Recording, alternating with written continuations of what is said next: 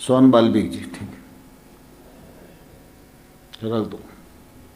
अध्यक्ष महोदय, मैं प्रस्ताव करता हूं कि खंड 3, 5 एवं 8 में इस प्रकार संशोधन किया जाए, अर्थात खंड 3 में उपखंड 1, 2 तथा 3 का लोप किया जाए, खंड 5 में उपखंड 1 तथा 2 का लोप किया जाए, खंड 8 में उपखंड 1 तथा 2 का लोप किया जाए।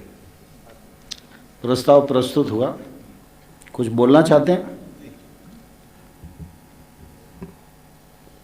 माननीय अध्यक्ष महोदय, मैं आपका ध्यान उन करोड़ों कामगार कर्मचारियों के वर्ग के सवालों को ले जाना चाहता हूं कि जिन्हें बुलाया जा रहा है। ये एक बहुत बड़ा वर्ग है जो निजी क्षेत्रों में और सरकारी क्षेत्रों में काम करता है।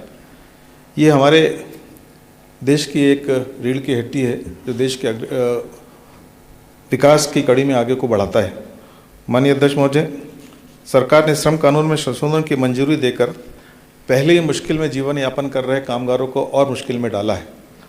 जो संशोधन आए हैं वे श्रम कानूनों में निश्चित रूप से उनके अधिकारों को कहीं ना कहीं खत्म करने की योजना बन रही है। माननीय मंत्री जी ने बहुत सारी बातें कहीं पहले भी कही कि संशोधन में जो होगा उसमें किसी मजदूर का नुकसान नहीं होगा, सिर्फ कुछ संख्या में बदलाव होगा, बाकी वैसी की वैसी स्थिति बनी रहेगी। माननीय अध्यक्ष जी, पचमढ़ी में हुई कैबिनेट की बैठक में सभी कर्मचारियों के संगठन के बारे में फैसला किया 3 प्रस्ताव को बदलाव करने में। इसमें व्यापक चर्चा करने की आवश्यकता थी जो हमारे साथियों ने और उधर के साथियों ने चर्चा किया है।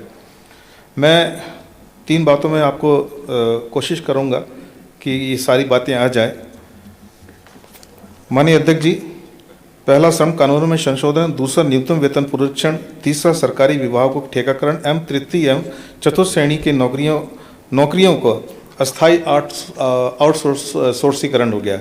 आउटसोर्स एक ऐसा शब्द हो गया माननीय हमारे पूरे प्रदेश के अंदर में कि इसको सुनते ही कहीं ना ऐसा लगता है कि ये कहीं ना कहीं लोगों का अधिकार मारने का योजना है आउटसोर्स। और उसी संबंध में जिस तरीके से तीनों कानून में बदलाव लाया जा रहा है, जिन श्रमिक कानूनों में संशोधन की मंजूरी दी गई माननीय अध्यक्ष जी, उनमें से एक ठेका श्रम नियमन और उन्मूलन अधिनियम 1970, दूसरा है कारखाना अधिनियम 1948, तीसरा है औद्योगिक विवाद अधिनियम 1947। इन 3 श्रमिक कानून में ये श्रमिक कानून जो थे इसमें हम लोग कहते थे कि श्रमिकों का एक सुरक्षा कवच है। इन कानून से मजदूरों को सुरक्षा रहेगी और उनके अधिकारों का शोषण नहीं होगा। मैं इस बात में बहुत मुश्किल है इस बात को कि इस संशोधन में जो चीज़ें आई हैं वो आगे चल के कहीं ना कहीं जो उद्योगपति हैं या जो ठेकेदार हैं सीधे तौर पर मजदूरों का शोषण करेंगे और अधिकारों का हनन करेंगे।